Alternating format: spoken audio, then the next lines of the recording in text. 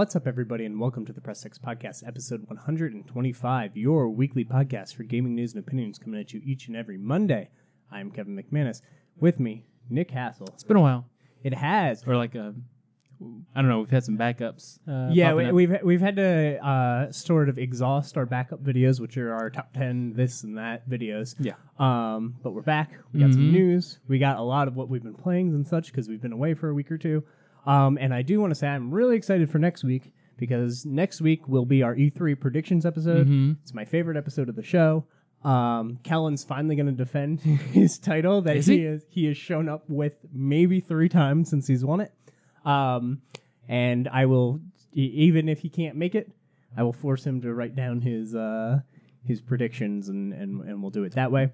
We can get him like a Force Ghost or something to pop up on here. Oh, that would be way too much work. That's what that would be. We don't have that in our budget. But yeah, so next week we're going to be doing our predictions for Nintendo and Sony and all that stuff. I love those episodes, so I'm super excited for that. E3 a little weird this year. Yeah, I'm not looking forward to doing the predictions just because it's just like, name a surprise, name a release date. I bet Sony has Death Stranding and Ghost of Tsushima and... Where's the belt? It's yours.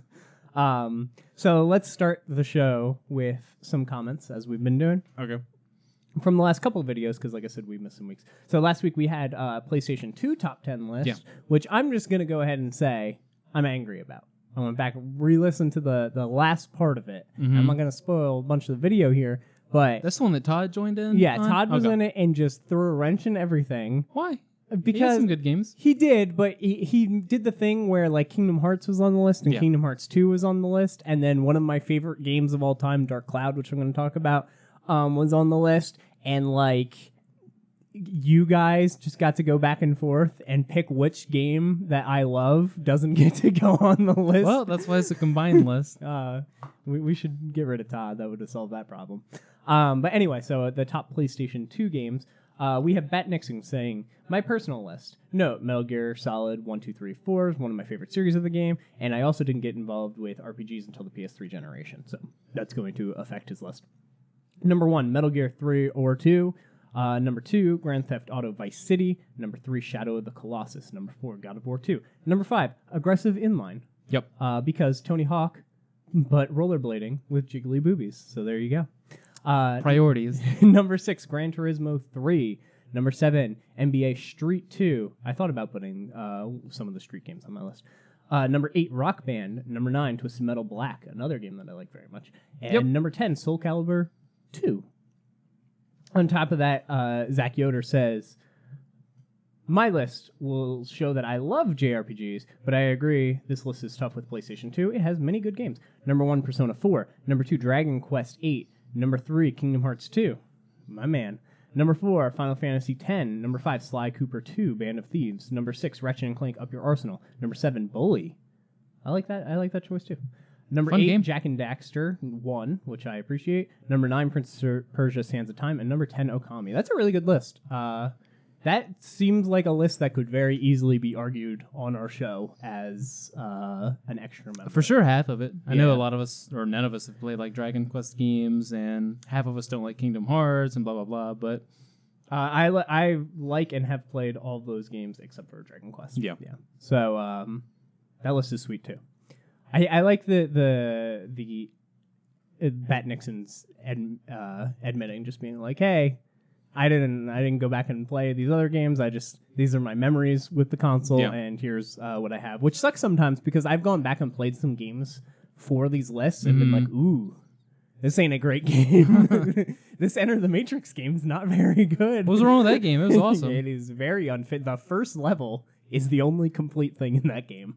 Then it goes down a hill real fast, just like Aggressive Inline. Next up, Zach says from the week before where we talked about PlayStation's press conference, as we were joking earlier, they announced kind of what the general outline of the conference is going to be. They said that there's still going to be third-party surprises and things. But Zach says, I completely agree with Spider-Man. I'm sold. I don't need to see more. Death Stranding trailers are a work of art, so I want to see that. More Ghost of Tsushima, since we don't know anything about it. And Last of Us Part 2, I don't really need to see more of that either. And I agree, and that's kind of how I feel. You have to show Last of Us 2, obviously, because you haven't yet. Like, so you got to show that. Yeah. And Ghost, we don't know anything about, so I'm excited to see that. Death Stranding is weird. We hear that the game for this has already started. I don't know what that means. We're going to talk a little bit about it more. So that one's a little strange. And then, yes, Spider-Man, I'm sold. I'm actually tired of seeing Spider-Man at this point. I'm like, okay, I got it. I'm sold. I don't need to see more. And I feel like I know it's a big IP, obviously, but I feel like they're shoving it at us a little too much. At the point that E3 comes out, I really want to see basically maybe August, but September through December of that calendar year. That's cool if you want to show a little teaser video, if they want to do Last of Us 2, Part 2, whatever it's called, and do just a little another teaser where it's all just CG and whatever. Cool. I feel like you should show in-game stuff or spend 5, 10, 15 minutes segments on it at the end of the year show that whether they want to do the Paris Week PSX thing or they want to do it PSX. I feel like this part of the year just do the big glamorous ooh-ah, but do it for that year because that's what they've been good at lately because they've gotten away from the laugh out loud, look at Sony showing games that are 5 years away. See, I'm the opposite. That's what I like. I like, similar to movies, how they come out at Comic-Con and they're and we're doing Captain Marvel, and that was 4 years ago that they announced that they were going to I definitely don't mind them sprinkling that I like in. that stuff. Yeah. That's what E3 is about to me. I like that they show Kingdom Hearts early and Death Stranding early and all these games. I'm that's what I'm there for E3 for. If you have a game that's super close and a Bethesda thing where you're hey, this game's coming out and it's available in 7 months or whatever, all that's fine too. It's weird to me when you're this game's available in 2 months and here it is. Or this game's come out. What I was leaning Sometimes towards they show is games more that are actual people coming out and talking about it. I definitely like the videos. Sure, that's awesome. Yeah. You want the cool buzz around stuff like that. But for them to spend actual segments, kind of like Days Gone, how they showed that a lot of Yeah. that, and that game's still not even coming out this year. Yeah, that's a little strange. Next up, World End says on the topic of the PlayStation press conference, Sony are not tempering expectations. They just came out and said what everybody guessed will be there. Those 4 games. They can't say Days Gone 2 because we have almost 2 hours of that gameplay from Game Informer because they were the cover and they played a whole bunch of that game. And then they were kind of Days Gone's not really going to be at E3, which I think is weird. To be why not show that at it's E3? Just weird to get just a lot of weird decisions. Try and get hype for it, and then it's not going anywhere. Yeah, it's almost like they were we realized Days Gone is not super popular among people, and if we show it at the conference, I think we're going to get eye rolls. So let's show it before and then announce that it's not going to be there. It wasn't at Paris Games Week or PSX, I don't think. Just a little strange. Last of Us 2, Ghost of Tsushima, we haven't really seen any gameplay for yet. Spider-Man, they still have to reveal something big. Mr. Negative is not enough to get people hyped. Showing Spider-Man at their E3 is a no-brainer. What's the biggest thing right now? Avengers, Marvel, Spider-Man, and it's all part of the Sony exclusive AAA game that they have in the works. They would be dumb not to show that at E3. I agree that they have to show it, but I personally am just like I said, another video. You can teaser do a little reel and have Spider-Man in it, and I think that's good. The only thing, if they have something big to reveal, I kind of don't want them to do it, but if they have Venom in the game and they want to just have the liquid kind of move around, or if they had a multiplayer mode or something, hey, we're gonna show this, that's fine, I guess. But you just don't need to hype this game. And every Spider-Man's at least in the top 3, most well-known comic book characters. Yeah, he's number 3. Yeah. So I just feel hey, the game's on target to release, and here's a cool video. I don't need the developers to show me the tech behind it or anything. I agree. I think we've seen enough Spider-Man. Yeah. Also, he says Medieval's not on the same level as those 4 games. I was talking about Medieval because that's the thing I'm most excited for. Yeah. You can't come out and say we're going to focus on 5 games: The Last of Us 2, Ghost, Spider-Man, Death Stranding, and Medieval's remake. One of those is not like the other. Yeah, I agree, but I would, 1, rather them not say that they're going to focus on anything at E3 and just let it be a surprise. And 2, the Medieval remake, I only brought that up because it's possible that's a first-party thing, or I don't know we don't know who's developing that game, and they specifically said the first-party games that are going to be here. But Death Stranding's not Death Stranding's a second party. Spider-Man's a second party. Ghost is Sucker Punch. That's a first-party game. and then obviously The Last of Us is. So like, this is it for PlayStation 4 first parties. It's The Last of Us, and I don't know how that goes on for an hour.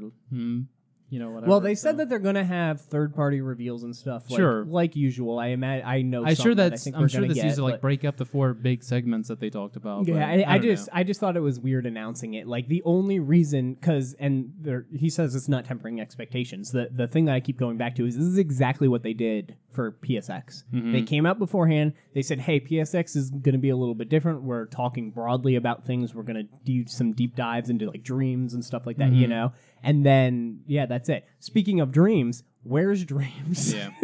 Where is that game? Like that's something that I would like to see more of. We don't know much about that game. That is a first-party PlayStation 4 game. I don't know. Whatever. Maybe they'll show Dreams when these other 3 things that aren't Ghost of Tsushima put you to sleep. So, yeah. And then he adds on, they said that there's stellar announcements from third-party publishers and independent developers, so it's a normal live conference. Nothing has changed. The thing that's changed is we know what's different, what's going into it. We have expectations, which is strange. Mm-hmm. Normally, it's kind of whatever, but that seems to be everybody's plan this year. Yeah. We know everyone but Microsoft. Yeah. Yeah, that's why and Microsoft just comes out and they're like, our conference is 2 hours. Mm-hmm. Like, uh-oh. So yeah, and there's always a weird time. So I hope it's very odd that I am most excited for a Microsoft conference. Yeah, because that's the point, and that's the point of us going to the theaters that we always do for the Sony conference. Is like, I don't know, like if you're just watching a scripted thing, like you already know what's going to be on there, like or the itinerary or agenda of, like it's not as fun. It's not as like sitting on the edge of your seat and like waiting for the big thing that might hit, and then it doesn't, but something else comes out of left field, and you're like, oh, that was crazy. Yeah. Like there's just a lot of surprise and like mystery with Microsoft's, and you feel like 80-90% of the other ones. Yeah, and once again, I'm going to keep bringing it up because I am a Medieval fan. We haven't seen anything on Medieval. Sure. They said 2018. Mm-hmm. They've been good about not screwing up dates recently. Like they know that they've been doing that, and they said 2018 Medieval. That's exactly what they did with Crash. That's exactly what they did with Wipeout. Like, so I think we are getting it, and I'm excited to see that game. I think that'll be pre-show. Yeah. You know how they do that little pre-show before? I think we'll see Medieval at the pre-show. I'm curious who's doing it.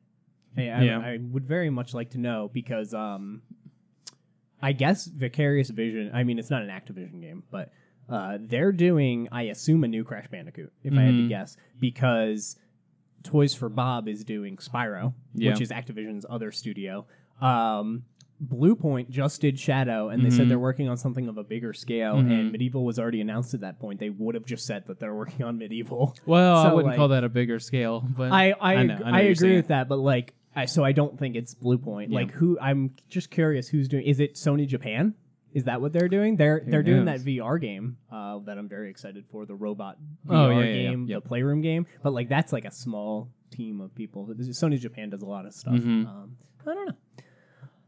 With that said, let's move into what we've been playing. I have a huge list of things, so I'm going to try to be kind of quick. I'll let you go first, though, because your games are newer. I have a lot of older stuff. Okay. So you take it away. Well, since the last time we have done what we've been playing, I guess, beat Far Cry 5. Probably solidified as the best overall Far Cry. It's still kind of tied with 4 and 3. Like, they're all pretty level with each other. You like 4 as much as 3. Yeah.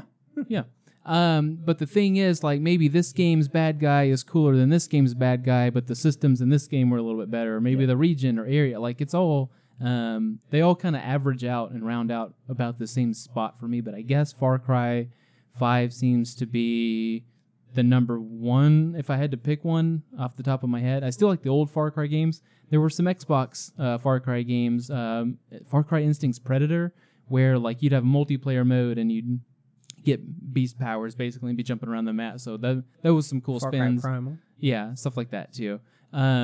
But at least of the mainstay games, I feel like this one's probably the best, just because it's the newest, most polished, blah, blah, blah. So that obviously puts points on it. Yeah. But it was really cool. I like the story. I like the area that you went to. I like the way the game ended. Everybody says that. So I haven't played Far Cry Yeah. yet. I'm buy Ubisoft games when they're Yeah, cheap, except for Splinter Cell. They tank in price. Yeah, so I'll be playing it in the future. But one constant that I see is everybody likes the ending to this game, and that's so weird. It takes you a little, because obviously this game or this franchise now, since the last one, they kind of have the gimmick of you can end the game real early. Yeah. This one kind of has that out as well. But, you know, there's some good endings and bad endings. They like to stick to that kind of formula, like a quick, a good, and bad. And, you know, both of the endings, because when I get one, I like to see kind of the other endings, like, you know, where'd I go wrong sort of thing. If I feel like I didn't get, like, the masterful ending. But, like, you hit the ending and it's like, okay, that was interesting, because it's not just like a walk away with the princess, you like you saved the world. They they like to do a little bit more realistic, and they've gotten that way, you know, as they progress through. And yeah, ending was pretty sweet. I really liked it, and I logged on, you know, to the internet, or a portion of the internet where you can see other people that have beaten the game too, and they're like, "Huh, I actually kind of dig it." So that was cool. And I know it's got DLC coming out not too far into the future, and it's got some of the like wacky zany stuff. So I'm not gonna like uninstall the game or anything. Like, I'm gonna leave it up and running. It's nice to kind of have that in the background to jump back to in between, you know, whatever's going on for the rest of the year, which we'll find out in a week or so. But aside from that, I've been playing Detroit Becoming Human. Won't say too much about that as far as like specifics, but I know in the game you have 3 main characters that you're focusing on, at least so far that I've seen. You have investigative detective bro. You have kind of like mad at the world, like rebel uprising bro, and then you have more of like the caretaker and like the home assistant sort of girl. And I like each of them enough so far, but I feel like the detective guy's story and the people surrounding him, the voice actors with him, like just everything from in-game to, you know, people behind the game, and like the story is so much better than the other two. Is that why that's what they keep showing off? Yeah. And for people who have been following the game, it's the very first time when you see the guy. It was more of a tech demo, you know, type thing, I guess, when they first showed it off. But it was the 2 people talking on the roof. One had a hostage, and your detective guy rolls up. That guy, his story, like that third of the game, I don't know if he ends up taking up more room or what. But his third of the game is so much better than the other 2. That's interesting. I've heard people not really liking the Rebellion story very much. Not so far. Maybe it's one of those things that takes time. Just for clarity, I played the demo, but I haven't played it yet. I'm gonna borrow Kellen's copy when he finishes. That's another reason why I'm not getting into detail. But like, cool. I'm finding myself right now going like, okay, I'm playing Rebellion, dude. Okay, I'm playing Caretaker Lady. Man, when am I going to get to that next detective beat? And so I'm kind of doing that. So I'm hoping it like it balances back out and doesn't just stay so lopsided. Yeah, but that's how cool. I felt about Heavy Rain when Okay. Madison wasn't there, but that's for different reasons. Wait, where's Madison? Like my decision so far, really like, this is an odd thing to say, but like the main menu screen, it's just got like a lady. Obviously she's cyborg AI, whatever as well. But like you feel like she's like actually like a person talking to you, because I logged in today, Saturday, at like 10 a.m. or something like that. She was like, you know, it's the weekend now, blah, blah, blah, and good morning. So cool. And I was just like, like, quit talking to me like that. And the first time I went back to the main menu before I was going to close out the game and jump to something else, it was like, would you like to take a brief survey? I was like, usually I say no to these things, but okay, sure, why not? And then she gave me like a 10-question survey. And I was like, this is weird. It's kind of off-putting at first. It's almost Uncanny Valley, but yeah, like it's still just pretty cool. Yeah, I'm actually excited about this game. I'm more excited because my group of people that I follow really liked this game. And I know it's gotten some, mainly the story's gotten points off or whatever for reviews, but a lot of people that I like really swear by this one and say it's the best one of the trilogy. And I love Heavy Rain, and I really like Beyond. Like I've liked both of them a lot. So I really dig any sci-fi story that's like AI gaining consciousness. You know, and that's sort of an easy. I don't. Really? That's Okay. the complete opposite for me, which is why I think, and I've talked about it in our Game of the Year, that's why I think Nier was so strong for me. That's is fair. because I don't like that stuff, and Nier made it resonate. But yeah, I'm interested in But this I can one see for what people are saying. It feels like some of the Rebellion stuff. Like I said, I'm kind of divvying this up into thirds.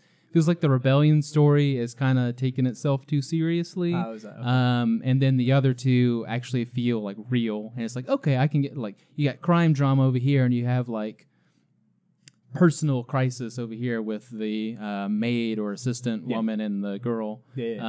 So yeah, I'm liking 2 out of the 3. I'm really liking Detective Bro. He's sort of like one of the cops that he's with in his story is Clancy Brown. He's a wonderful voice actor, but he's in a lot of different games. He's most recently, I think he was in Andromeda as the dad. So he's really cool. I liked him as like an actual screen actor as well. So yeah, isn't it a little weird? Yeah. That it's just them. Yeah. So I like it. Yeah, I'm really digging it. And I feel like I've got a good feeling that 1/3 of the game is going to finish well. I'm just kind of curious about one in particular. And if the one with the woman and the girl will quit pissing me off with like the characters in her story, because I'm just like, I'm angry at everyone. It'll probably end up being a good game. But I'm liking my decisions. I'm making sure I don't do like the pause quit. Like, no, I'm going to go back and redo that. I did that once for Heavy Rain because my game bugged. Like, I don't do the pause quit thing, but for Heavy Rain, there's basically this drug that one character can take. He's like addicted to this drug, and you get to choose if you want to take it or not. It's like actually a really difficult decision because you're like, he's relying on it, but he's also addicted to it. So you don't want to give it to him, but you kind of do. And I was trying to take it, I think, at one point, and the game, like my controller stopped working and it wouldn't let me like take it, and I like ran and just shut off the PlayStation. I was sitting on the couch or something. I was like, oh no. But it does sort of the Walking Dead Telltale thing where it tells you, you can push a button. It doesn't cram it in your face. You can push a button and see like what percentage your friends chose, what the world chose, and stuff like that. I like that. It's just kind of cool. But it also shows you kind of just blanks. Like if it shows you like if you split off into a different branch somewhere, it's just it'll question mark, and it's like 10% of people picked question mark, and you need to actually. I like that because when I go back and play it, I'm not gonna go, oh well, what if I had said this when I clearly see that nothing like branched off from that, so I can play a little smarter. Really cool. But yeah, I went away from saying, okay, I'll just go back and replay something if I didn't like the outcome, because I went to the main menu that first time again, and she was like, the main menu lady, AI lady, was just like, we suggest beating the game one time before going back and doing alternate choices. I was like, okay, since you asked nicely, I guess. Yeah, I like that stuff. Catherine does that, and I really like really? it. Where Okay. They ask you relationship questions, and then they show that you were the less percentage, and you feel bad about yourself. They're like, what would you do if? And that's actually one of the reasons I'm really excited for Catherine coming to PS4s, because it's going to kind of reset that bracket. Sure. And I imagine there's going to be more answers because they added a whole new Catherine as an option. That's fair. So I imagine that the questions are all going to be different. But yeah, as far as like normal in-game stuff, the movement's still kind of real rigid and solid, but you can kind of expect that to happen with these types of games. Yeah, it's a little weird. I feel like the buttons and all of that are fine. The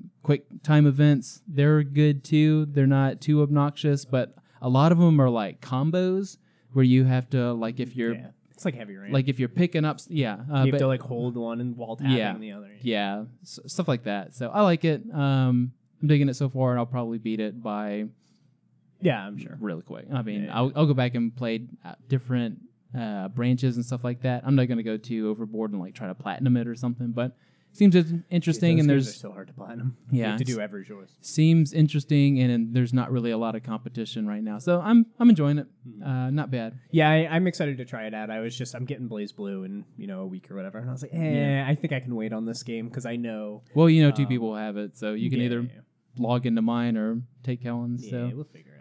Other than that, I think that's it, unless I'm forgetting something. I know we played BlazBlue, so if that's on your list, we can kind of cross over into that. But we played BlazBlue together like an hour, something like that. Yeah, BlazBlue. We played it for a while. I played it a lot more since then. I played online a whole bunch, and I played the demo mode too. That only has 4 characters because 2 of the 4 characters are the characters that I think I'm gonna main when the game comes out. So I was like, I might as well do their like super finishes and stuff. Yeah, I know we talked about it a little bit a week or 2 ago, but basically I was surprised at how much not like Persona it plays. There is an auto combo system, but it's not very good. Like it won't make you competitive, whereas I feel like in Persona it does kind of make you competitive. Like you can just go in and mash buttons and win a match in Persona, and I don't think you can do that in this. It's way too complicated. Unless you're playing someone else who mashes buttons, then sure. But the big things that I learned since last time is the tag mechanics. So there's basically an assist meter, and you can summon in your backup character to do 1 of 3 assists, and it eats one of those meters, and then it fills up real quick afterwards. But the big thing is that while they're out, you can hit the X button and instantly swap to that character, which means you can attack somebody, bring in your assist, let it hit, swap, combo them like with a cross up, assist again, swap again, and then combo them out again. So like there's a lot of combo potential considering everybody has 3 separate assists.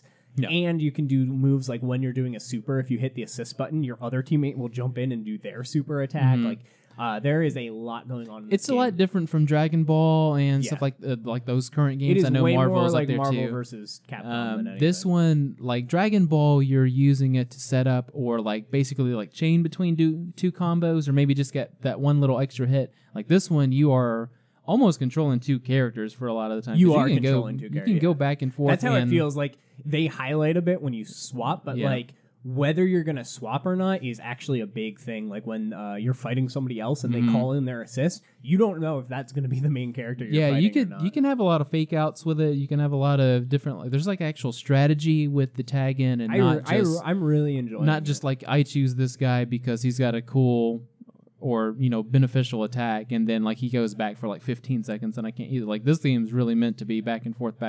So there's a lot of like screen shifting and different stuff. Like you can almost use your tag guy as like a wall, like just be in like the middle of the arena and basically use that guy as a wall, and you can kind of trap him like that. So there's lots of different strategies. So that's pretty cool. Yeah, there's a lot of interesting stuff. Like I'm not going to get too nitty gritty with it, but like certain moves have invincibility for projectiles, so like you can call in an assist and go through their projectiles and stuff like that. There's a lot going on. The price of the game is $50. It's $40 if you still have Gamers Club Unlocked, which we're talking about, or the Amazon Prime pre-order, and then you get all the DLC for $20 if you buy the thing. So you're basically paying for a $60 game with all the stuff. It's just like a staggered thing to keep you coming back. Which at first you'll be like, this doesn't feel like a full game, but you didn't pay the full game's price. Right, and then once you have everything, then you will pay the full game price. There's so much variety in the systems. I do want to say it's a little weird because clearly the sprites themselves were ripped from their other games. Sure. And those games were 720p games and not 1080p. And the Ruby characters are all new. And if you look at like just the edges and stuff of the Ruby characters, they look so much better than the older characters, which is interesting.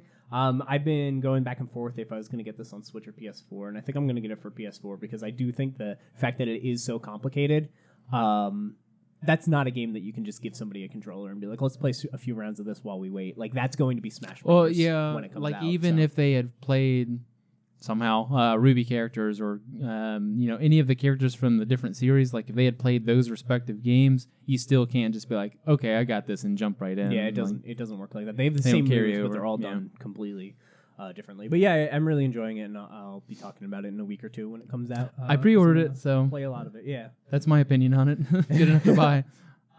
So other games that I've been playing, I'll try to make it quick. First, Ninokuni 2. I'm done with that game. I feel like I've seen what I wanted to see out of it. I have this thing that like I just don't want to push forward with the game. I really like the characters. I think the characters are really nicely designed and everything. I think the combat is fun, if not a bit like shallow feeling. Like it's very beat 'em up combat feeling. But so is Ys 8, and I really liked Ys 8, and technically Kingdom Hearts is too. So that's not like a negative, but it does do the thing where you're like restricted in arena. It's not like a true open combat system, which is strange because it is built into the open world. Like you walk up to something and it just puts an arena around you, and then when you finish, the arena just goes away and you can keep walking. And it's like, I don't understand why it's not just open. It's a lot like what I'm comparing like Dragon Ball and BlazBlue's online thing. Like there's just a certain like movement to do this type of stuff because Tales of Berseria had it as well. I didn't like that either. So it's just kind of like the thing to do right now with some of these Japanese games is to make it like feel like Pokemon, where you're running around and like a battle happens out of nowhere and then you go right back in. But I don't know. It's interesting. I get it that there's like you could run into a big powerful guy, but you have the option to run away now, and he's just run to the ring. You can just run into nothing for 7 or 8 seconds, and then you run away. But yeah, glad that you like the characters. At least. No, I like the characters. I think the world is awesome. Yeah, I really like the world. I saw some of the forest worlds, and the casino world was really cool, and I did that.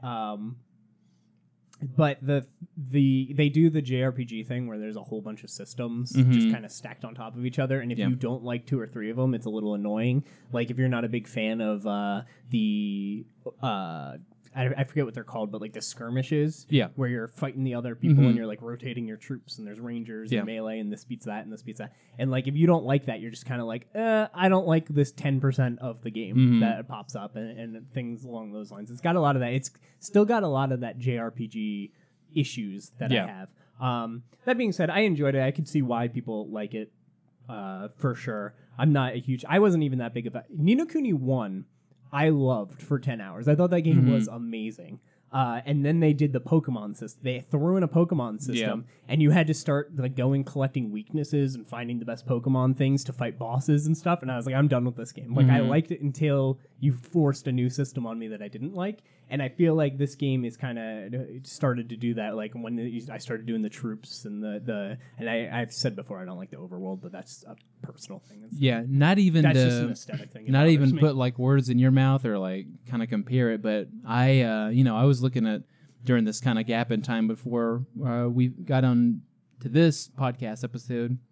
I was looking at stuff like Pillars of Eternity 2. I was looking at State of Decay 2. Like, those are long games, and just it doesn't feel like I want to play a long game right now. So maybe that might factor into yours a little bit, but like I don't want to play these like epic adventure games. Like I want small digestible stuff right now. I still haven't started Okami. All right, moving on quickly. I played Rainbow Six Siege for the first time ever. I didn't get to play that much of it. I really liked it. I had a lot of fun with it. It's interesting not knowing the maps, and I always think that that's kind of a fun part of multiplayer is when you don't know where you're going, because it does feel like you were just dropped down in a place, and you're like, this airplane. How do you navigate this airplane that's got way too many floors? And I played as... I didn't realize that you had to... Even if you have the operators, you have to like unlock them with the in-game currency if they're... Oh, is that how it works in the free mode? Okay. So like you can get them, but you need to use like a thing to get them. And I was like, so I couldn't even play as the people that I wanted. But I played as, I think, IQ. Who has like a scanner and you can like... She's got the Predator wrist thing. Yeah, and I was like, this is really cool. Like I instantly saw why people liked that game. It does feel really tense. Once in a while you just get shot and die and you're like, where did I die from? What happened? And then it shows the replay cam and somebody shot your foot from like a mile away. That's the typical Tom Clancy thing where I'm just like, how did they do it? I enjoyed it. I wouldn't be surprised if I owned that game by the end of the year because, like I said, I played the free weekend. That's why I said IQ is got the Predator thing because that's one of her. That's one of her masks. Has a Predator thing. Wow. On top of that, I've been playing Rayman Origins for the Vita. Interestingly enough, I went to load it up and I saw that my secondary account already had like 10 trophies for the game, and from 2013 or whenever it came out, I don't know. And I was like, really? Like someone hacked you just to play already Rayman? Played this game, so that was really strange to me. So I went and I started playing it, and I don't remember any thing. Like I don't remember this at all. I have no clue how far into the game I am. I've beaten multiple worlds. It doesn't feel like it's remotely close to being finished. Love the art style. The platforming feels great. Rayman's sweet. The integration of the music is so good, where you collect things and it like changes the tone of the music. And whenever you're near a collectible, like jingles play that meld into the music really well. When you get kind of the points multiplier, the music ramps up and has like kind of lyrics to it and stuff. Every level has a unique gameplay element to it, and they don't feel bad. Like they don't feel like, oh, well, this is a gimmick that is dumb. Like they all feel really, really good. The only thing about it that I'm not crazy about is the combat, the like punch kick, like kind of boring combat. I wish that there was more to it than that. There's a lot of times where like I'm above somebody and I do like a ground pound, and then I kind of bounce back up and I just like clip the edge of them so I die. I'm like, yeah, because it's got like the one hit kill thing going on. But Legends, which is its sequel and has remastered Origins levels in it, is free on PlayStation Plus. So that's the main. I'm definitely not Mr. Platformer, but I like me some Rayman. Yeah, right. It's sweet. I've never played a Rayman game. This is the first. Well, I guess apparently I've played this one before. Well, but anyway, your past self. Yeah, before your mind got wiped. Next up, Fortnite. I've been playing Fortnite. Obviously, I've been playing the new mode, close quarters that they've already taken off because it was a shotgun only mode, and Fortnite has building, and people discovered that if you build up and then you go, above everybody when the storm's coming in, everybody's on the ground with shotguns, and they're just in the sky, and nobody can get to them. Yeah. And I was like, that is very bad design. How did they not think of that? So they've already removed the mode, and that literally, I played one match of it, and that happened to me. It was the final 1v1, and I'm just like, I can't do anything. Yeah. There is actual nothing that I can do. And then to make it worse, the mode has jetpacks in it, and the way jetpacks work is if you jump, and right before you hit the ground, you jetpack a little bit, you don't take fall damage. So they're actually fine. They can jump down at any time and just shoot you. I'm like, this is a very dumb game mode. So that wasn't fun. I'm getting That's kind of scary that they would just throw something out kind of untested. I mean, they clearly tested it, and they know. They're like, hey, we took it back. Yeah. We're editing it now. Here's a game mode that you guys love while it goes back into the oven. But yeah, I don't know how they didn't like. That's the good end of see that. Yeah, that coming. That being said, I also have been playing a little bit more. I've been playing a lot less solo of this game. Yeah. I hit my 100 wins solo, so I'm kind of like, whatever. They've added the Builder Pro mechanics and stuff, and now the game's playing a lot like PC, which I'm not a big fan of, where the game is a huge building battle that has one or two shots in it that kill somebody, as opposed to a shooting game where you're just building to make yourself cover and forts. Yeah. Like, people don't build forts anymore. They just build stuff. And I don't really like that. So it's turned to like Minecraft with guns. I don't know about Minecraft. It's just like it's its own unique thing, and clearly they like it because they've been pushing it that way onto console. Because now you can compete console with PC with the building mechanics and everything. It's just I preferred the game better when it was forts, when people were building forts, and then it's kind of protect your dominion type thing.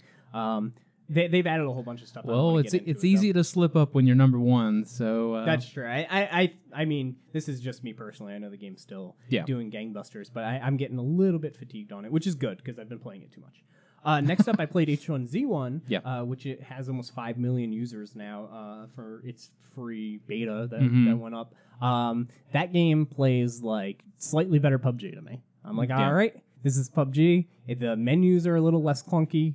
Way better than Xbox PUBG. Yeah, that's the one I played. Yeah, the menu's a little less clunky. It's a bit less laggy. I played one match. I got 5 kills. Yeah. I won. Uninstalled. I beat that game. Going out on top. Yep. Undefeated in H1Z1. Yeah, it did like the realistic thing. I have a million complaints about it. It's weird when you scope in, it goes into first person. Yeah. There's no like third person scoping, but the game is in third person, and it's just a little bit strange. Certain weapons like really don't hurt people very much, but they like destroy vehicles. I mean, that doesn't make sense. Like, there's a lot of strange stuff for it being more realistic.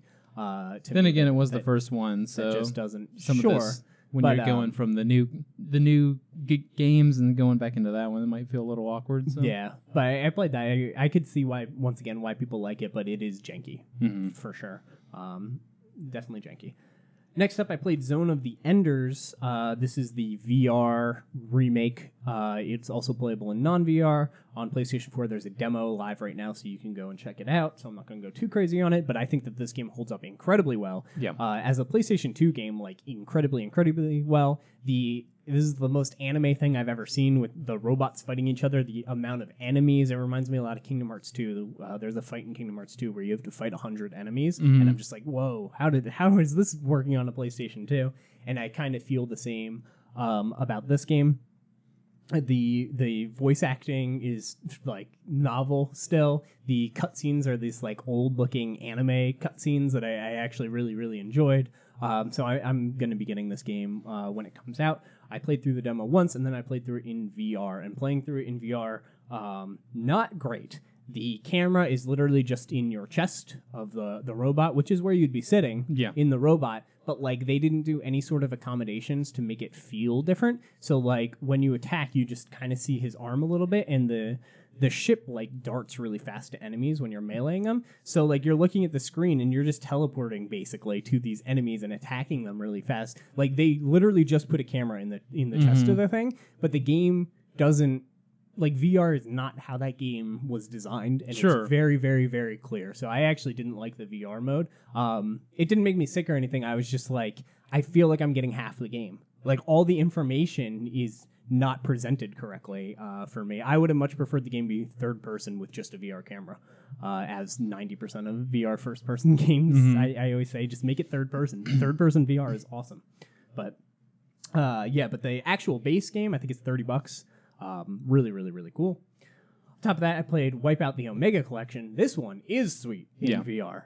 The whole game in VR, everything works. When you play certain maps that have like upside down loops and stuff, it'll say, "Hey, we recommend that you tweak your VR settings." Blah blah blah. Blah. Oh hell no! But you can not do that. I shut off everything. Worked totally fine. The thing I was most interested in is you can do a flip in the air, and when you land, you get a speed boost, just like Mario or whatever. And I was curious how the flip would work in VR. And basically, the way it works is you're in the cockpit. When you're in the air and it does the flip, everything like your machine around you flips, but your cockpit stays the same. I'm like, okay, that was a cool way to do it. So you're more like in a roll cage, basically, or something like that, where just everything it's kind of like you're stay. the center of a fidget spinner, and the fidget spinner spins around you, but you stay still.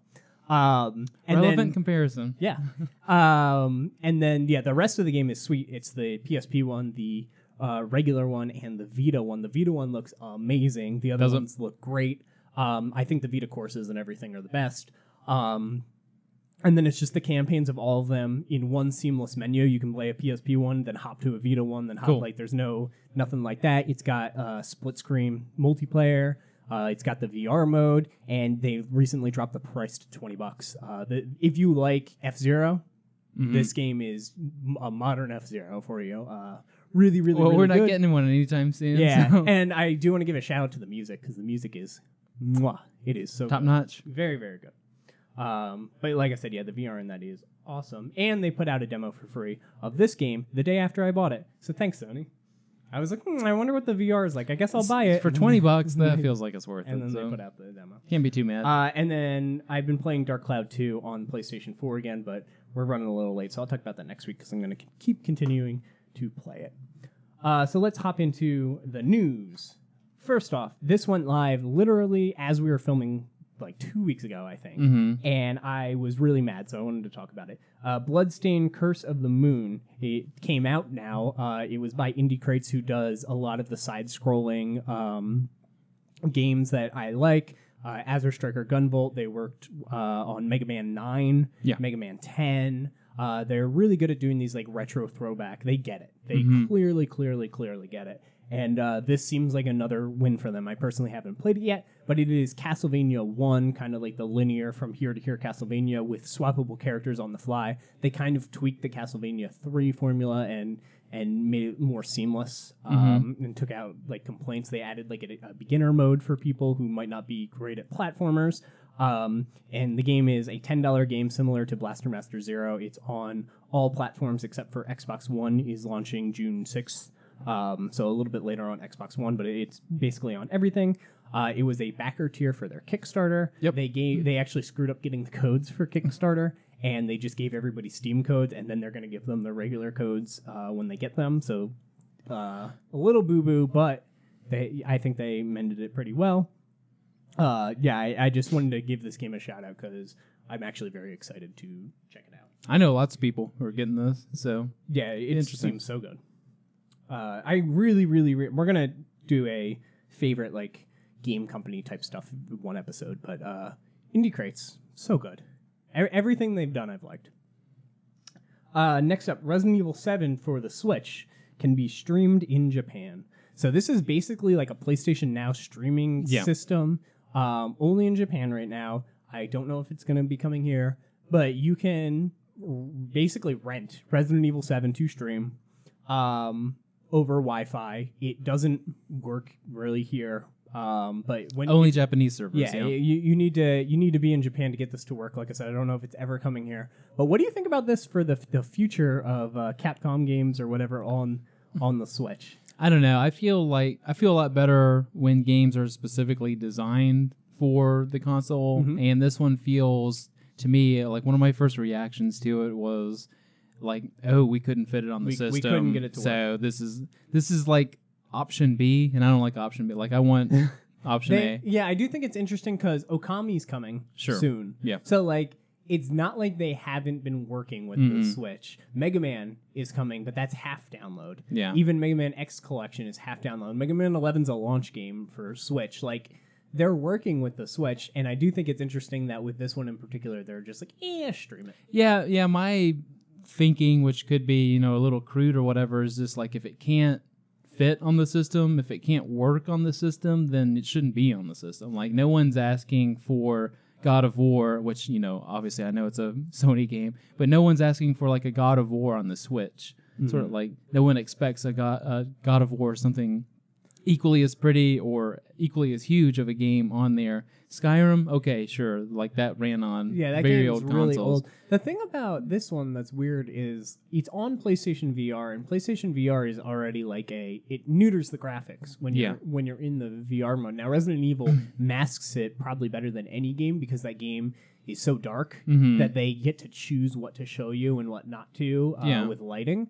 So, like, I think this game could totally run on the Switch. I think that they are choosing not to because they don't think it's worth it, honestly. Yeah, I don't know if it's a lazy thing, if it's a financial decision, if it's both, or, like, what the background info on it is. But I don't like this, and I don't like anything that is purely dependent on Wi-Fi. In Japan, it makes sense because... I can't play Splatoon still on because Wi-Fi. Everyone is on top of each other in a very small section of land. But here, where we're more spread out, where some of us, might be more towards like the rural areas or whatever, like New York City, sure, they could probably handle a game like this. But it doesn't make sense for the U.S. to just go Wi-Fi only on this type of stuff. Yeah, I don't think we're gonna see. This and especially because you can't plug an Ethernet cable up into this thing. So if you could hardline it. You can, but you're going to buy an adapter for $30. So if you could like reliably hardline it, maybe. I don't know. There's just like so many ifs. Yeah, I don't think we're going to see this service here. Yeah. I also don't want this service to be a thing. So no, I hope this doesn't catch on at all here. Yeah. Like I said, out there it makes sense because you have a very small amount of land, way more people. But just here, I hope it doesn't catch on, please. Next up, the Scuff Advantage controller has been revealed for the PlayStation 4. This is basically PlayStation's Elite controller. The Vantage incorporates unique features that provide additional configurability and personalization for players with side-mounted right and left sax buttons designed to fit natural placement of the player's fingers. Those things are awesome. So basically you have two triggers, and then there's buttons on the sides too that you can button map, I imagine, to whatever you want them to be. Removable faceplates makes it easy to change thumbsticks, personalize the controller. Advanced audio control for wired connection. Simple swipe the audio touch bar, adjust the volumes. You can keep your hand on the controller. Removable vibration modules, so you can change the weight and the vibration of your controller. Paddle control systems with 4 back paddles. Quick access to remapping. customizable thumbsticks with 3 different heights and different concave and convex covers, adjustable hair triggers, trigger stops, and extenders. Your choice of D-pad, which I imagine it has the traditional D-pad or the that bowl D-pad. I always call it like a meteor hit. I forget what it's called. It's like a platter. I think that's what it's called, the platter. And then interchangeable magnetic faceplates. And it's going to be $200 for a wireless model and $175 for the wired. How do we feel about the Scuff Advantage? Easy buy. This thing is sweet. Yeah, it's really nice. I wish, and I really wish that there was either a way to swap the analog sticks or to have a separate model that has the symmetrical analog sticks, because I would much prefer that. But this thing is so cool. I've been waiting for this controller. Yeah. The extra buttons on top really add to it for me. I think that's a really smart play. It looks nice. Like the paddles look nice. It's still got the speaker on it, which is something that I love about the PlayStation 4 controller. Like, I really like this thing. The only thing that I don't like is that the sticks are now offset. I'm not a big fan of the sticks. I know we had a controller discussion not too long ago, at least this calendar year, where we kind of flipped through them. I really do not like the PlayStation controller when it comes to a majority of genres. Luckily, I don't play most of those games on PlayStation. I'll just save it for mouse and keyboard. But it's nice to have that option.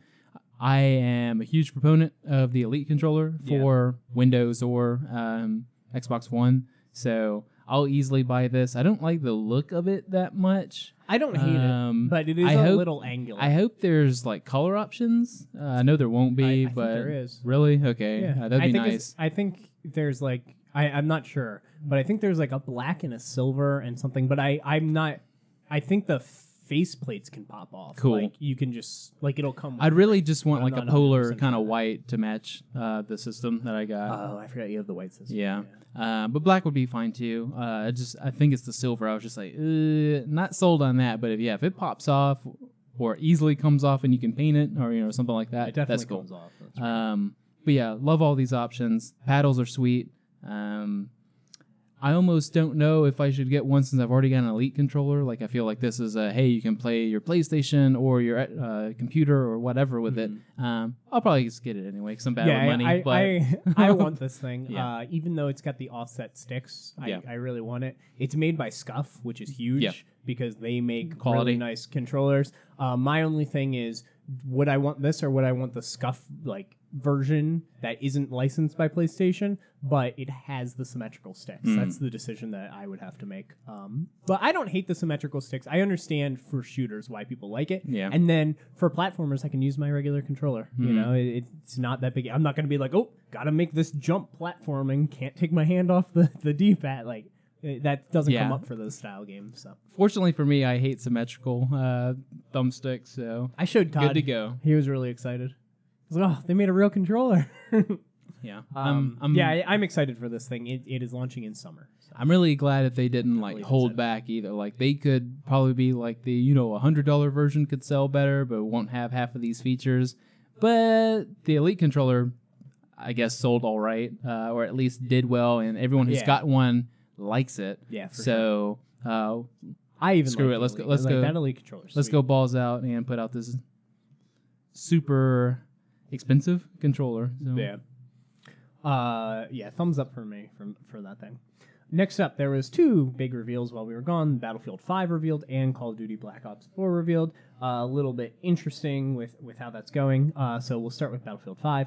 It is coming out October 19th, which is the week after Call of Duty, which I feel like is really bad, but the week before Red Dead, which I also feel like is really bad. Yeah. So October, I feel bad for game review outlets and stuff, because that's going to be a horrible week for them. But Battlefield 5 will not have a premium pass this time around, meaning major post-launch content will be available to players for free. Hallelujah. To me, as soon as they said that, because this is EA, and we've seen what they did with Battlefront. Remember, they came out, Battlefront 2 will have free DLC, and everybody was like, ooh, and then it came out and everybody hated it because they had other stuff. Well, yeah, as long as you don't pay to win in this game. Where's the other stuff? Yeah. Like, there is bad news to this. It feels like there should be asterisks with all this, and you're looking for the note at the bottom. You're like, where is it? Where's the bad stuff? stuff. As soon as they announced that, I was like, I don't believe you. Like, there is a twist to this. Maybe there's not, but I don't believe them.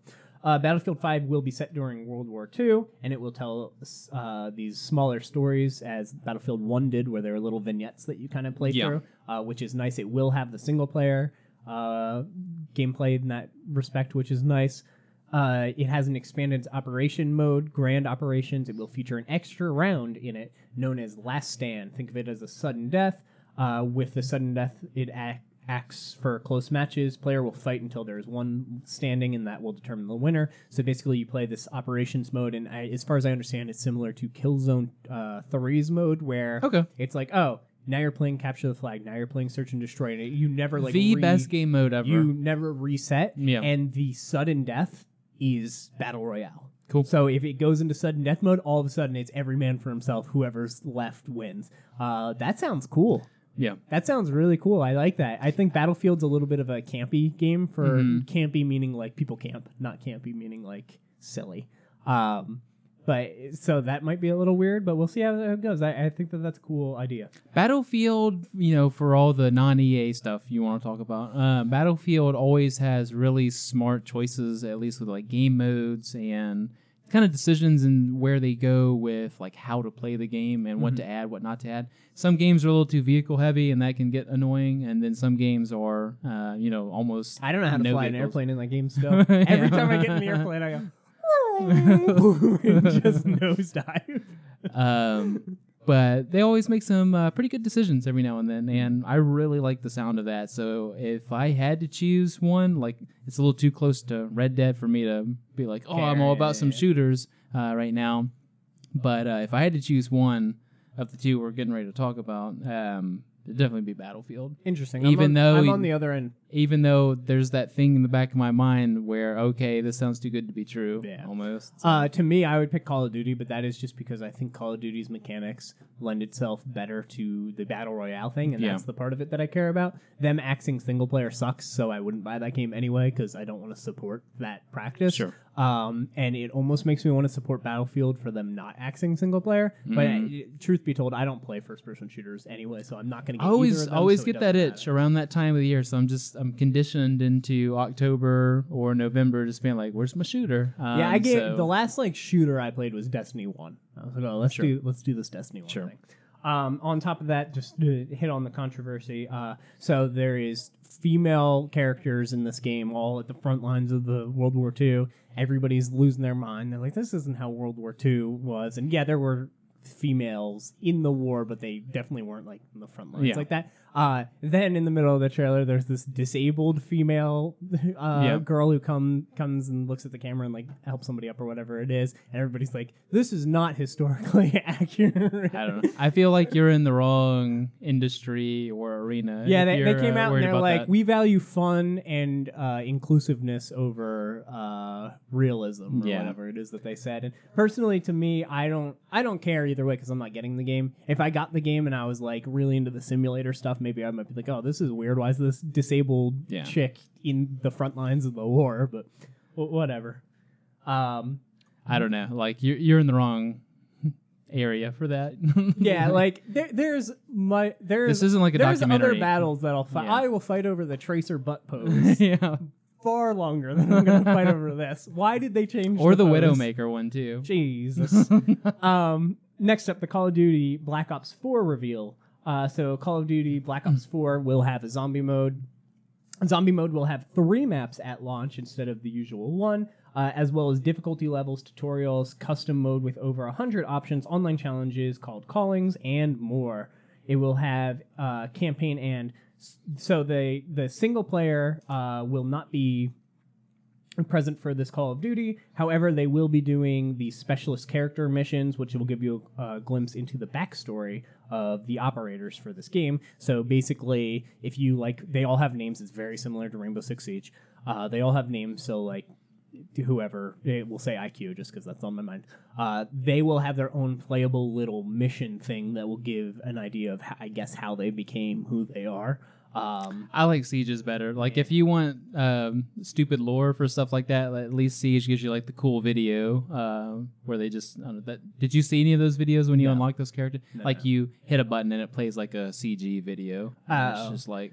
No, so this is I like this because it's at least an attempt to what happened, and they're lying about this, but what actually happened is they were working on a single player, and somebody didn't like it or it wasn't going to finish on time, and they axed it into chapters. They probably took the cool set pieces that they made, and then they added those into these characters' stories. That is absolutely 100% what happened. So like these stories are going to be the makings of what the single player was. I guarantee it. But anyway. I mean, that's all the single player really did. Like, it was boring until you got to the cool action piece, and then it was boring, and then had, like, more like a movie. So, like, big explosion, like, climax parts of, each chapter or something like that. So, if you just take the cool parts and just put it into little chunks and make it more like the Rainbow Six version, then... Yeah, this game like is a very win-win. Rainbow Six. We'll get more to that in a second. So the other big reveal, surprise to no one, is Blackout, their Battle Royale mode. Battlefield 4 will have a Battle Royale mode called Blackout. It is available at launch. Will feature a map 1,500 times the size of the average Call of Duty map, with weapons, tools, and characters from Black Ops multiplayer and zombies available. This was so weird to me because in the trailer, they're like showing all these characters that people like in the Blackout reveal. Yeah. And I'm like, oh yeah, you don't have a single player. Mm-hmm. Remember all these characters from like single player that you like? No so single it's got player. like soap and stuff like Well, that? no, I think it's Black Ops characters, but it's just funny because they're like showing characters and people are You can play as a cheering. zombie in that mode? I don't know. That was weird. This okay. is I copied this saying I don't remember seeing a zombie in the trailer. That would but be what cool. What if the zombies are what That'd be cool. are the storm? They're what brings it in. And then on top of that, just from the reveal, some interesting tidbits. There is health. There is health bars. So it is not like this regenning health anymore. You're going to need to heal. You're going to have medics on your team to heal you. They have this risk-reward system where you can heal yourself with this like injector. But they said that it balances the gameplay because the more tactical people can get into a fight, heal, reposition, and then get into another fight, whereas the aggressive good players that think they don't need to heal can just keep pushing towards enemies because you can't heal yourself and shoot. Sure. That's kind of the thing. And then on top of that, the other big announcement that they made is you can use your abilities and stuff while still firing. So you can call in airstrikes while you're still fighting and playing the game. But you can't heal yourself. Correct. That's just weird. Well, I think it's because it uses. I know. I'm just saying, just the idea. But of it. the big thing to me is the health bars. I think that is so cool. Yeah. Because that is something that's bothered me in Call of Duty. Sometimes you get shot and you're like, why did I die? Now, if you have a health bar and you know how much damage stuff does, that problem's gone. And that's one of the reasons I like Fortnite so much, is that it has a health bar. I'm a big fan of health bars in video games. I don't like the random, like, regenerating health isn't the worst, but like I like knowing how much damage something does so I don't feel cheated. Yeah, I don't like my only source of knowledge is like how red and flashing the screen is. Yeah, like, how heavy the guy's breathing. He's like, I guess that hurt him. Next up, real quick, Sony talked more about Dreams, and it will apparently launch with VR mode. Originally, that was supposed to come out after launch. Where's this game? When are we going to see it? Will it be at E3? Will it be in the pre-show? Are we getting a release date? Where's that beta? What happened? Maybe it's all a dream. I don't know. Like, I know we're going to see this game, but like, I don't know if it's going to be this year or what. It's hard to be hyped for this game at all. Like, I was, whatever. Like, I'll check it out maybe. But just because it comes and goes and comes and goes, and then it just seems like they don't want it to succeed. Like, they're doing the thing where they stream it every once in a while, and that's cool for the people who know. Yeah. But like, that's not going to hit the main show. Like, you need to show this at E3 and show why it's awesome. And it wasn't on their list of E3 games, so I'm not expecting it to be there. Especially a first-party game. I could see it being in the pre-show, but I don't know. Next up, my favorite news story of the week. Death Stranding is about global player collaboration, confirms Matt Mikkelsen. So, in an interview for like some other movie or TV show or something he was doing, people asked about Death Stranding, as is his life probably now, and he said that the game focuses on this global collaboration. The whole concept of playing the game, as I understand, needs collaboration from different people from different parts of the world. He told Total Film magazine. So this has me so excited.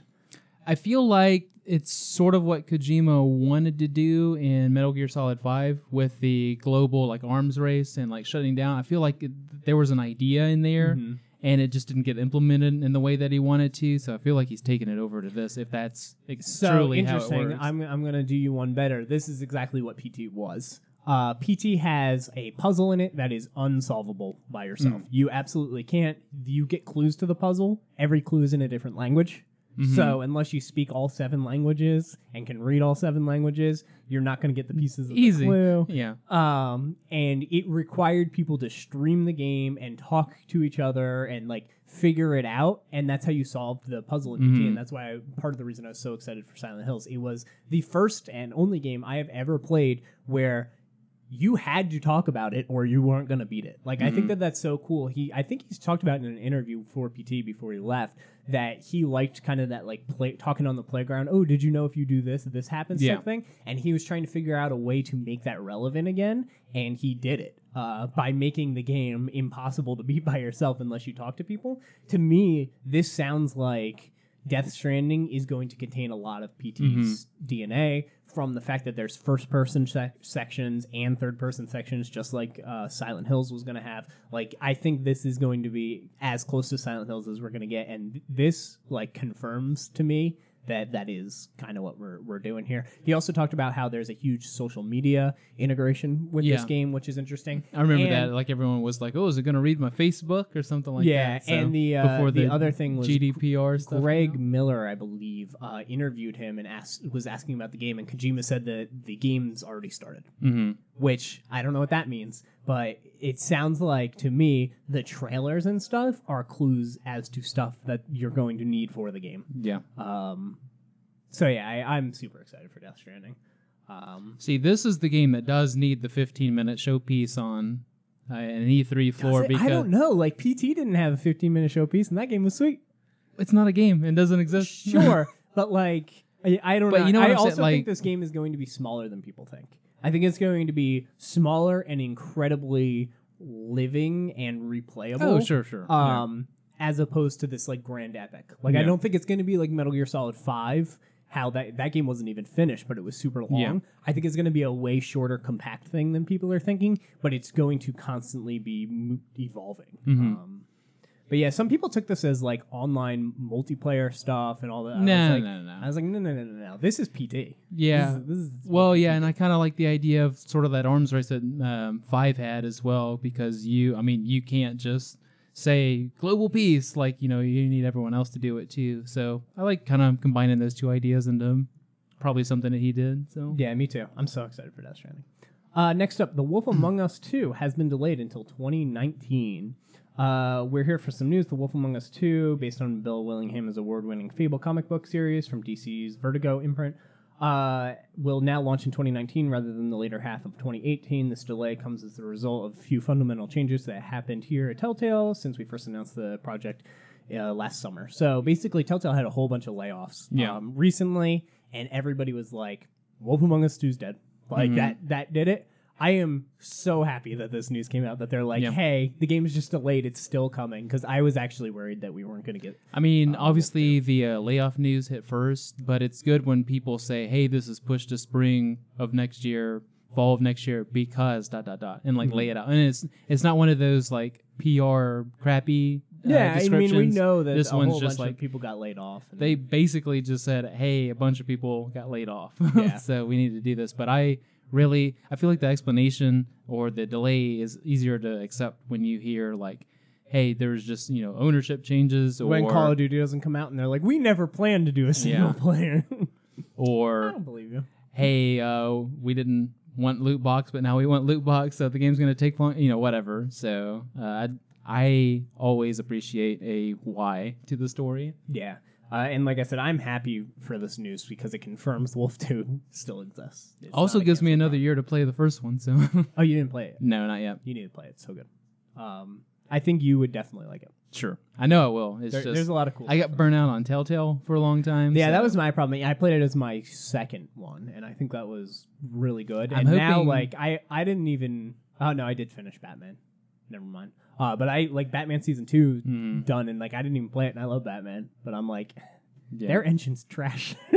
I'm hoping play that's Wolf I'm 2. hoping that's a fundamental change. The only thing that sucks is I played Wolf 1 on Vita. Yeah.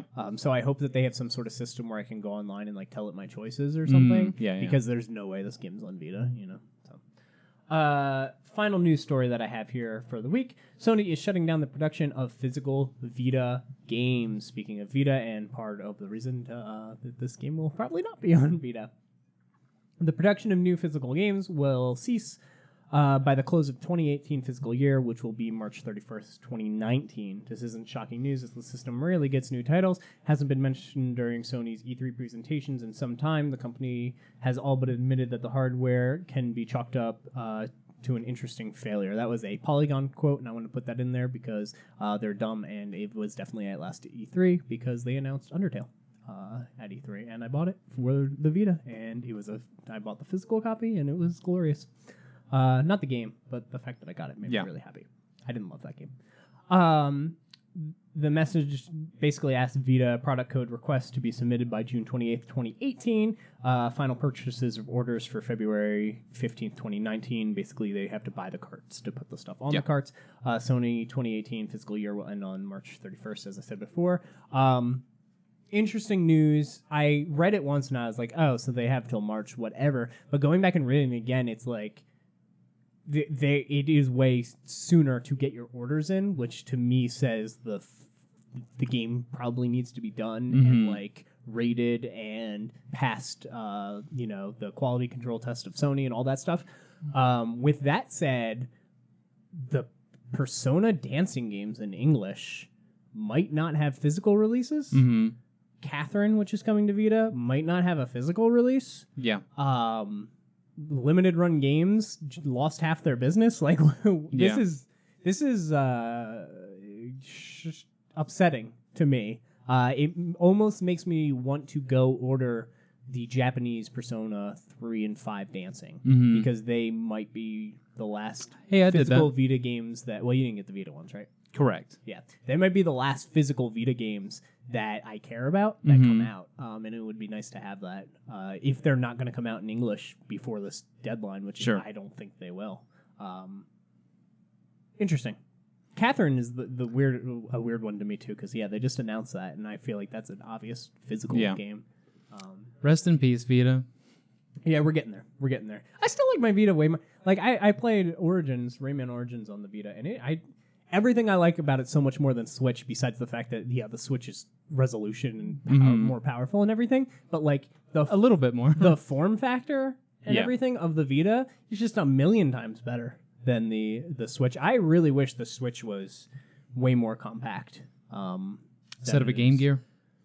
Yeah, it is. It's a tablet. Yeah. You can't just casually carry it with you. Like, it is something you have to think about. You can, but your elbows are all the way out. Yeah, it's You're not just like second people. nature. Yeah. Like, when I'm leaving, okay, I have to go pick somebody up that might, be a little while. Maybe I'll have 15 minutes to sit in my car. I'll grab my Vita and put it in my pocket. You know what I mean? Like, the Switch, I gotta, it's a whole thing. It's a whole big thing. It's taking up Can't put it in my basketball shorts or my cool millennial rooftop party outfit. I don't like it. I don't like it at all. Yeah, I feel weird. Like, I think the Switch is incredibly uncomfortable. The Joy-Con mode. I think it's way more comfortable to take the Joy-Cons off. But like, I was doing that the other day, but I was in bed, so like I couldn't do the kickstand thing, so I had to like lay over it. And I'm like, that's too much trouble. Nothing's good about it. Probably just sleep instead of that. That's why I play a dock. It's just so much better. I should probably sleep more. Let's move into a question or a concern in this case. So we talked about it a little bit, but what the heck is happening with Gamers Clubs Unlocked and Amazon Prime as far as Sony pre-orders go, and how Nintendo's were axed a while ago, though they are back. So for people who don't know, Gamers Club Unlocked was $30 for 2 years, so $15 a year. You had to buy them in 2 years. You got 20% off all new games, big AAA games such as Rise of the Tomb Raider, Call of Duties, like Spider-Man, big names. You get $10 back when you buy it in rewards points for Best Buy. You get a discount on pre-owned games. I think all pre-owned games are like buy two, get one free. If you trade in games, you get like a 20% extra trade-in credit. If you buy the strategy guide, you get a discount on the strategy guide if you buy it with the game. There's a whole bunch of perks to this thing. But the big one was 20% off new games. And you get your game's release day shipping, which is nice. They axed this program with no hey, we're going to get rid of it soon. So no, it was like on a Thursday it is or just something. Gone. No trace of it. If you have it until your date runs up, and then it's just gone. And similarly, Amazon stopped selling Sony games. You can't pre-order any Sony games on Amazon. You can pre-order like PS4 games, but not like the Sony published ones. It seems like. What's happening? I don't know. Like that's my thing. And going back to the Wolf Among Us part, I really want, like, if there's a substantial change in something, whether it's a release date for a game or hey, this online service is doing this, like, I feel like you need to give us a why.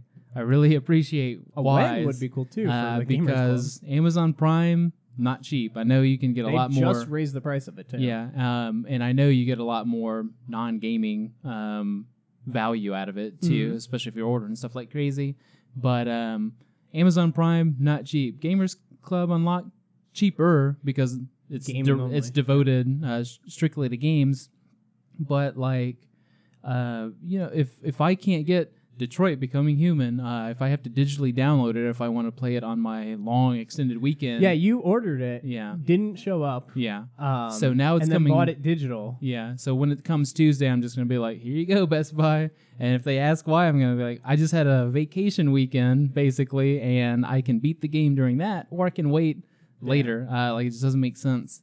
But yeah, it's just very, very frustrating because, this is my big reason to have Amazon. And if I had the Best Buy thing, that would have been sweet too.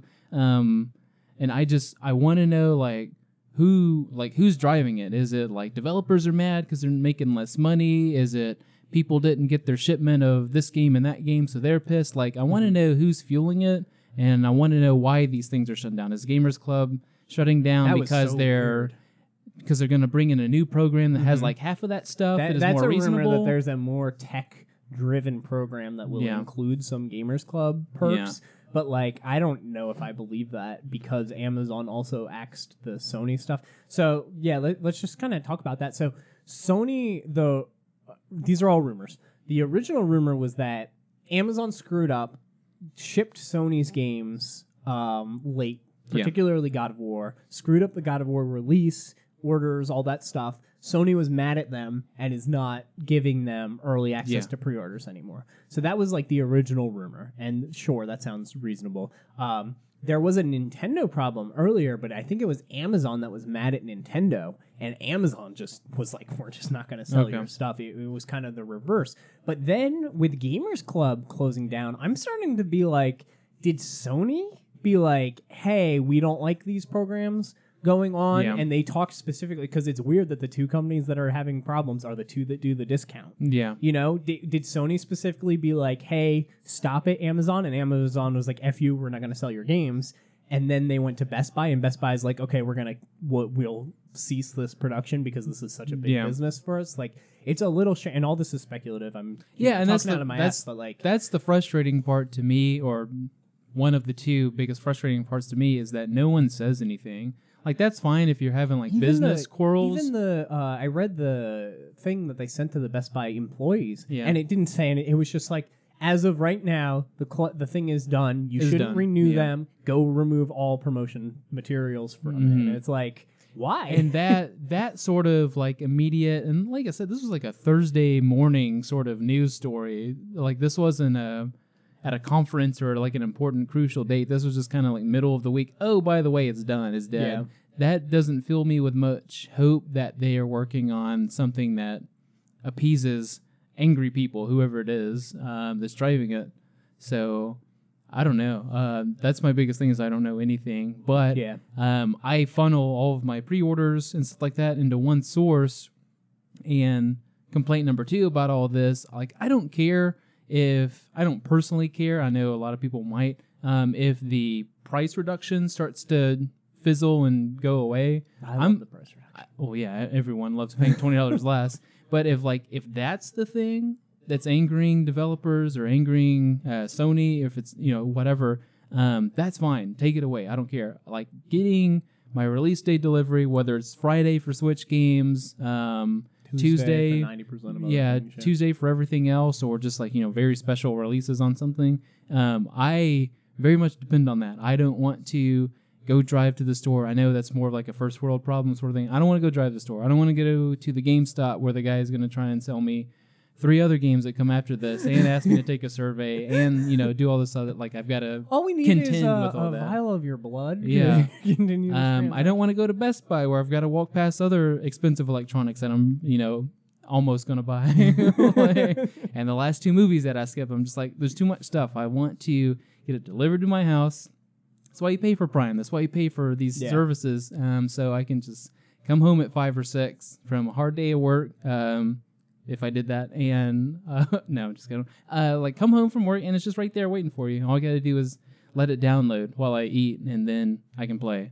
Yeah. It's very frustrating to not get that, which is strictly why I'm paying for these services or most of these services, and not know why. Like it feels like unless there's just this radical group of video gamers out there that are protesting and making this happen, I feel like we're getting punished and we're not part of the conversation. It is a little weird. It's like mom and dad are fighting. And the kid's like, I just wanted to go do this thing. I can't do it. I just wanted Detroit Become a Human on Thursday so I could play on my 3-day weekend. But it's just weird. Like, why are we getting punished and not being at least told why? It's very much mom and dad are fighting sort of thing. Yeah, it's very strange. Some people speculate that Best Buy thinks that the digital sales are a better avenue for making money, and maybe that we'll get some sort of program that discounts the digital instead of physical, which to me that sucks, but does make more sense. And then you would get that on release day. But if this sticks, this will be the thing that kills physical copies for me.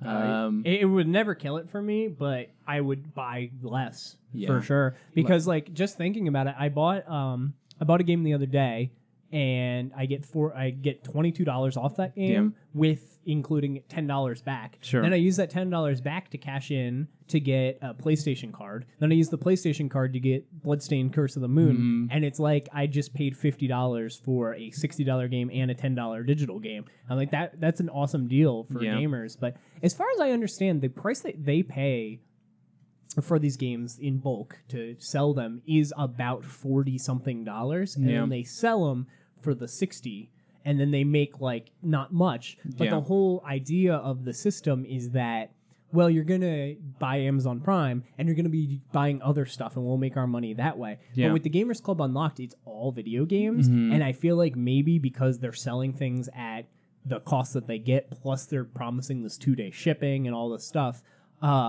Maybe it's the gamers because they're like, a deal, I'll buy 10 video games, sir. And then Best Buy's I could understand if Best Buy switches over to a Best Buy Prime where it's you're getting TV deals and stuff like that a little bit better, and then make it more like a company-wide thing and make their money basically up over here. I'd understand that, but just the way that they nuked this completely in the middle of the week, there's no big game coming out now. Detroit was on its way. God of War's already been out. It doesn't feel like they did this in anticipation. It's not like a movie pass thing where they're like, "Ooh, Infinity War's coming out. By the way, you can only see a movie once now." Yeah, it's like what? So it's just weird. The timing of it's just really weird, and it doesn't make sense. If they had, Best Buy isn't gonna have an E3 stage, so if they canceled this, so they could lead up and be like, "By the way, here's Best Buy Prime," But yeah, it's just I don't like being punished, and I really, really want that delivery on release day thing. It was very crucial that I get that. The way we film, it's the weekend. You have to pay extra for that at GameStop. Amazon, you get it, but Amazon's really unreliable with video game release day stuff. It can be, especially Nintendo. Yeah. And then Best Buy, you can do store pickup and get it, but then you have to go to the store and pick it up, which is annoying. And with Best Buy, I still have it because I have it until next year still. But the weird thing to me is they're still announcing deals with it for grandfathered people. So like Kingdom Hearts 3 went up for pre-order at Best Buy recently because the release event happened. Yeah. And if you pre-order it there, you get your $10 thing. And it's like, you're still announcing deals for this service that doesn't exist anymore. That's kind of so the other strange. side of the coin of what I just said. Like stuff like that still makes it feel like maybe they do have a plan B or a different program that they're getting ready to release. So. Yeah. My final question is, do you think another company is going to step up? Or do you think all the companies are going to step down? So do you think Amazon's going to be like, well, GameStop's not, or Best Buy isn't doing it now. We're also not going to do it? That's my problem. Or do you think GameStop's going to be like, hey. The third company who's not really in the mix that would try and capitalize off of it is the very place I don't want to walk into. So it'd be GameStop. But I mean, to be fair, the reason people don't like GameStop is because they do a lot of, I don't want to say shady, but they are very like, we know we can charge. Yeah. It's kind of like Toys R Us, and look at what happened to them. We know we can charge. They're the Walmart of video games. Premium because mom and dad walk in here, they don't know what's going on. They're going to pay $60 for the game that you can get for $20 or this discount anywhere else. And we know that. And we're going to try and sell them this insurance on their game that is a Blu-ray and is not going to scratch. Yeah. And we're going to do all this stuff. And, like, that's what people don't like about GameStop. But if GameStop went, all right, gamers, because that's who we should be speaking to, if you join this program, which I know they already do have, like, days where things are really good price, they do. And they have their Gamers Club unlocked and stuff like that. P5 was $30 last weekend if you were one of their reward people. Like, that's awesome. But, like, if they do their own Gamers Club unlocked where they're, like, $10 off every new game if you buy it here and release day shipping. Yeah. And it's, $30 a year or whatever it is. Like, that would make gamers like GameStop a lot more. And I hope that they do that. But yeah, I more see Amazon being like, hey, we're not really seeing what we wanted to with blah, blah, blah, blah, and we are no longer offering. Like, they already removed it from collector's editions, which was the best thing about Best Buy. Yeah. Is that you could get collector's editions. So, yeah, it's not good news for gamers in any way. It's no new. Like, it's just stuff that's happening, and you're just wondering why. So until they give us that, then it's just going to be just a source of frustration. But my thing is, like, if I'm getting an Xbox game, I can pretty much guarantee or hope that it's Windows and Xbox, so I don't have to buy the physical copy because I can just play it on both.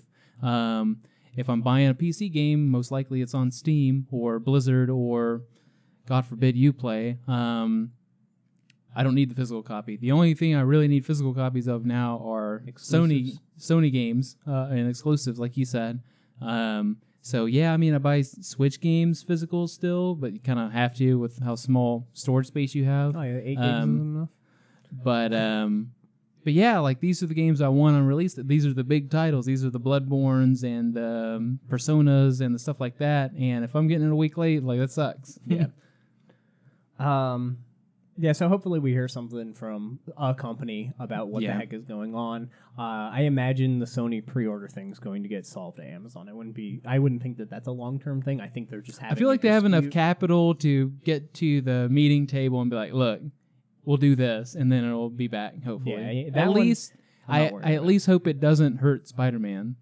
Is my because you can't pre-order Spider-Man right now on it, which is so weird. I know Kellen said he ordered Detroit forever ago, like when it was first talked about. He clicked, and they still honored that. So I'm hoping, that Spider-Man's okay. But now E3, when you get that big news and hey, it's up for pre-orders, like where? It doesn't seem like there's any big winner here, and if there is one, it's Best Buy saving money now, and it's like nobody. Like, people aren't gonna cheer for that. That doesn't seem great. Yeah.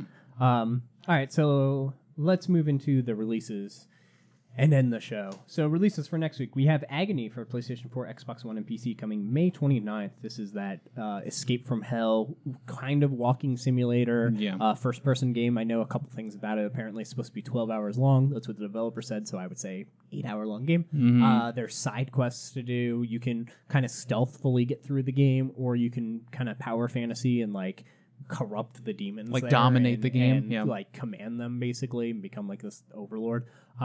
It's got kind of that Outlast feel where it seems like you're being stalked by this monster. The game is very pretty. It has a procedurally generated mode that you can play forever. That doesn't sound great to me, but it has the story mode, which is what I'm more interested in. That phrase scares me. So yeah, and I think it is a $40 game at launch, which is nice. So it is a discounted game. This game's my Resident Evil 7 of the year, in that I feel like I have more fun if I can watch maybe one or two streamers that I like or people that I like play it or like experience it. I don't really care about playing it, like the controller or mouse and keyboard in my hands, but I want to experience it. What do I do with this mouse and keyboard? I want to experience it, but I want to, I like the commentary and like seeing the other people play it. So yeah, that's where I'm interested in this game. I'm not going to buy it for release because it is a Kickstarter and there's a chance it's just a disaster. But everything I've seen about it seems pretty positive. The fact that there's side quests and there's 7 different endings and there's a lot of stuff that they've said that piques my interest. Yeah. And I like walking simulators. This isn't like there is combat in the game. Sure. But a horror walking simulator sounds cool to me. So yeah, and the last kind of game like this that either of us gave a shot for was Hellblade, probably. So yeah, that's true. That's fair. Walking simulator with combat kind of sprawled in there. So next up, Everspace is coming to the PS4 May 29th. Legend of Kai Anniversary is coming to the Switch May 29th. That game will not die. That is like the game where you're like a tiger man that does like Kung Fu or something. I don't really know. But that Anniversary Edition has been on literally everything. I went to the clearance section in a Walmart, and they had like a million of them for Wii U and like PS3, and I was like, really? I didn't even know this was a thing. It's legendary. It's true. Moonlighter, PlayStation 4, Xbox One, Switch, PC, Mac, May 29th. Sega What's that? Mega Drive Classics, the PS4 and Xbox One, May 29th. And Street Fighter 30th Anniversary Collection, PS4, Xbox One, Switch, PC, May 29th. That one's cool. It's got a whole bunch of versions. It's got so much, and the good thing about it, if I remember correctly, that everything's arcade perfect. So that matters to a lot of people. Same thing with these, like if you're bringing Mega Man back, if you're bringing all, like you want the game's problems that existed back then to still be there if it's, decent or if like you can handle it sort of thing. You don't want to mess with the game and just crank up some settings just because it's 2018 and really like destroy the nostalgia part of it. Yeah. But if you can reasonably get away with stuff, oh man, this game runs like shit, just like I remember. Yeah, if there's some systems in there that were meant to be abused or were okay and they allow it in tournaments, blah blah blah, that's awesome that they kept it in there. But there's some really, really good games in that Anniversary Collection. Yeah, it's interesting. There's a lot going on in that collection, so that's interesting. And I think it's a pretty discounted game, if I remember correctly. I don't think it's a full-price game. So that's it for the releases, and that's also it for this episode of the Press X Podcast. Thank you for being here, Nick. Yeah, this is a long one. It was, but that's all right. And thank you so much for watching. We will speak with you next time.